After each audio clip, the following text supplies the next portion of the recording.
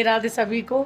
सावन है आज, सावन का आज पहला दिन है। सभी को हैप्पी सावन।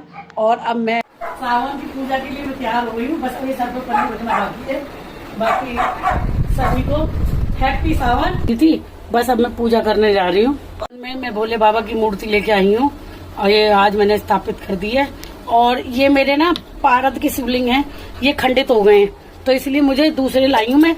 पर वो मैं तो ये कछुआ, ये भोले बाबा।